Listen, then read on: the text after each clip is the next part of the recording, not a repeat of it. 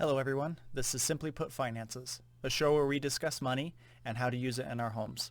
I'm Spark, your host, and welcome to my blanket fort. Let's get started. Today we're going to talk about how to become debt-free, how to shake the shackles of owing other people money. Now for the sake of today's conversation, we are not going to be addressing the mortgage or the home loan. We're just going to be talking about every other type of debt. For starters, let's address a commercialized debt-free process, something that you've probably seen advertised called debt consolidation. Let's take a look at this. Debt consolidation is not nearly as friendly as it sounds, and I'm going to show you the numbers as to why. So let's look at this example. Let's say we have a person who has two forms of debt.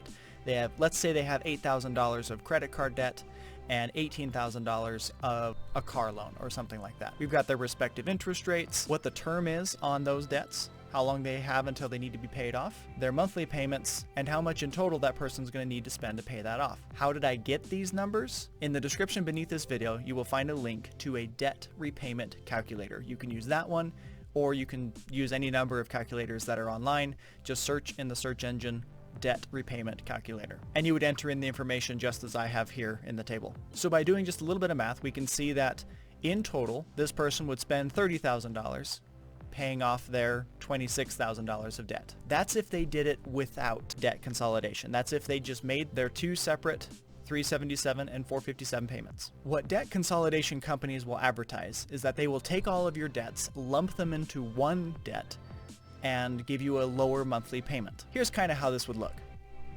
What they would say is, okay, you owe $26,000. We can give you a lower interest rate on that.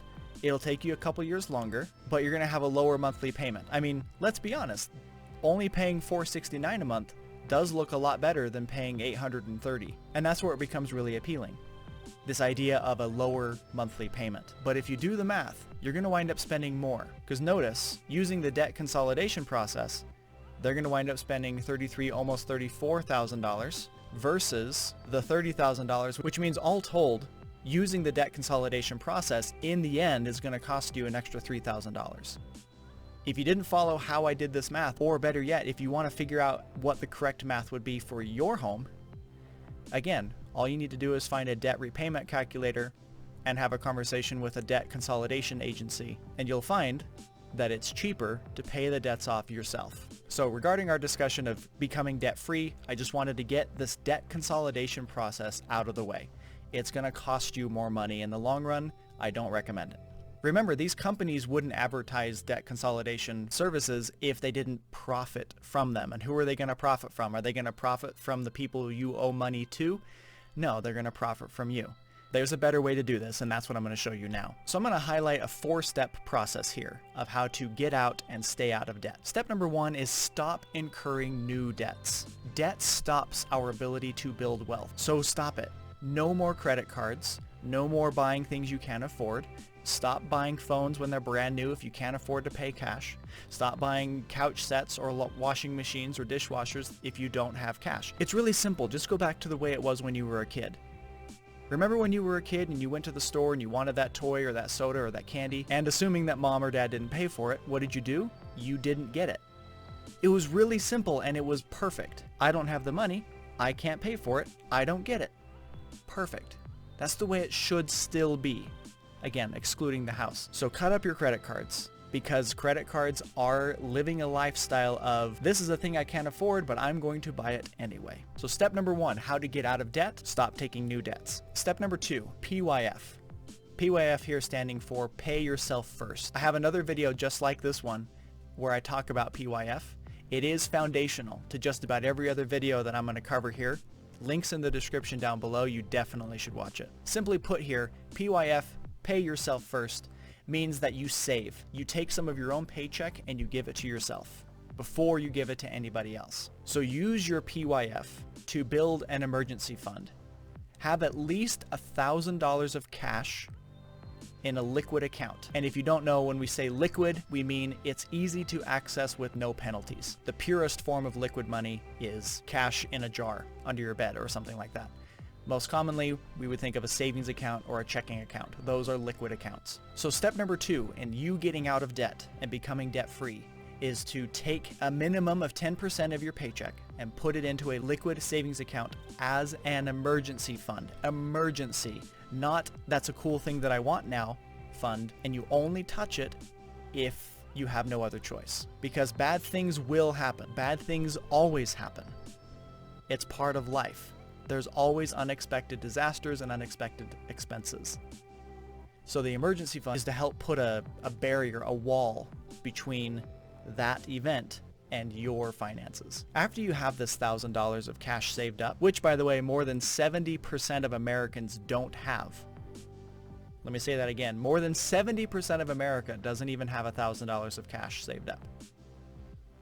So by you doing step number 2 here, you're going to already be beyond the financial stability of most of America. Once you have that done, we're going to do something that Dave Ramsey calls the debt snowball. The debt snowball is really about finding success in the simple things and then letting that build up to more meaningful successes later. Start small. With the debt snowball, we spend all of our effort to pay off the smallest debt first. So here's kind of what it looks like. Let's say in this hypothetical situation, you have 4 debts. You have $102 a month that you're paying to your expensive phone that you bought.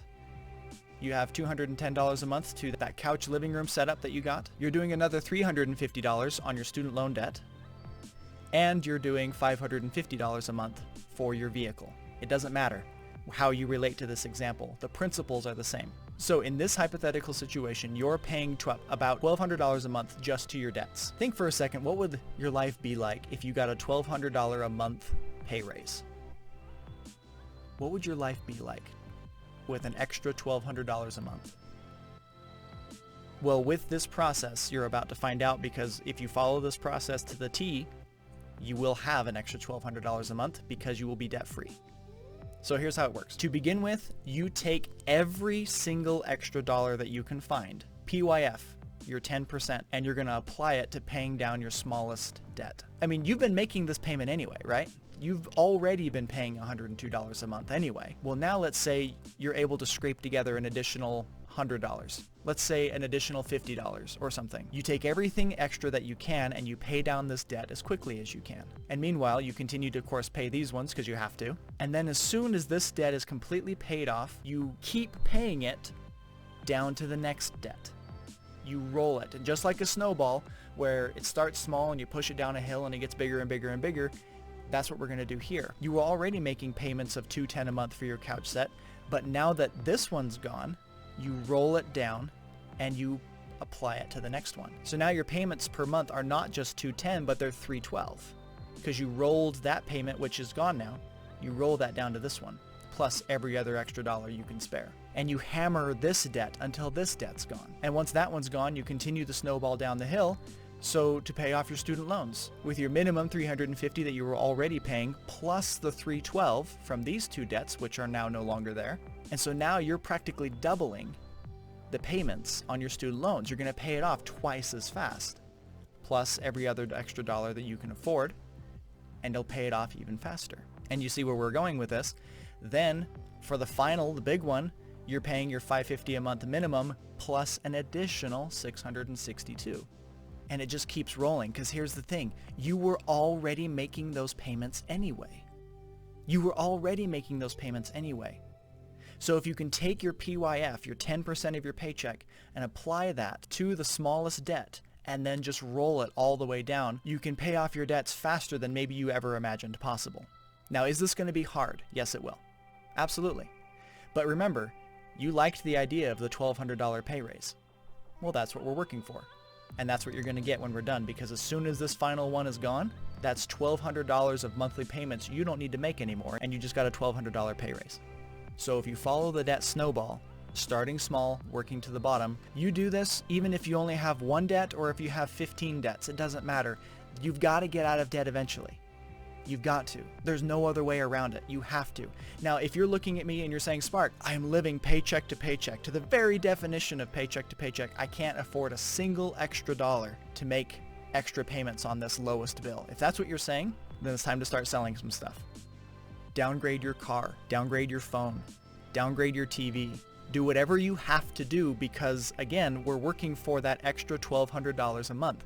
You want an extra $1,200 a month on your paycheck. We all know you do.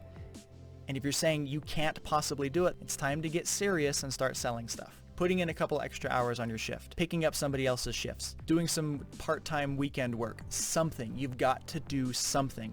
This attitude of I'm stuck where I am and there's nothing I can do, I don't buy it. I don't buy it. You can do anything you want to do. This is the best time in the history of the world to do anything you want to do financially. So make it happen. Don't be a victim to yourself. You've made these decisions to get where you are now. Now it's time to make the decisions to get out of it. All right, got a little preachy. Let's move on. So the final step to you becoming debt-free after you've paid off all of your debts using this snowball method is you continue to save. Continue to PYF, continue to pay yourself at least 10% of your paycheck and build up your emergency fund even bigger. You did the debt snowball. That's freed up $1,200 a month. What if you rolled the debt snowball down into your emergency fund? Let the snowball roll all the way into your savings. Put that extra $1,200 a month that you were living without, right? You were living without that $1,200 a month just a little bit ago at the top of the hill. Now that you're at the bottom of the hill and your debts are paid, put $1,200 a month into your savings account. And in just 10 months, you'll have $12,000. $12,000 of cash saved in your savings accounts for an emergency, for a rainy day. In fact, it would be best if your savings account emergency fund is 3 months deep. What I mean by that is you have enough money in your savings account to survive for at least 3 months if you lost all source of income.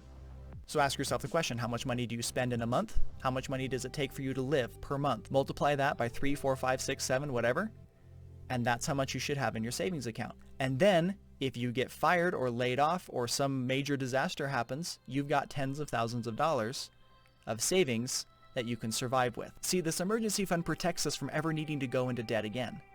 If I have $10,000 saved up and I need a new roof, I've got $7,000 of cash I can spend if I have to. I don't need to go into debt. If my car gets totaled and I need a new one and I absolutely cannot and do not have time to save up for it to begin with, well, you've got $13,000 in there. Spend half of it and buy a used car. Having a deep emergency fund protects you from ever having to get into debt again. And that's why in our discussion here today about how to become debt-free, we have to discuss how to save. Please go over and watch my Pay Yourself First video and it will complement this video perfectly. Simply put, you want to become debt-free? PYF 10% of your income. Save up as much as you can until you have at least $1,000. Then spend every extra dollar you can to pay off your smallest debt and then roll those payments down to your larger debts until you're debt-free. Once you are debt-free, roll that snowball into your savings account until you're protected against just about any major disaster. Good luck. If you enjoyed this video, please consider supporting me on Patreon. The link is in the description down below. See ya.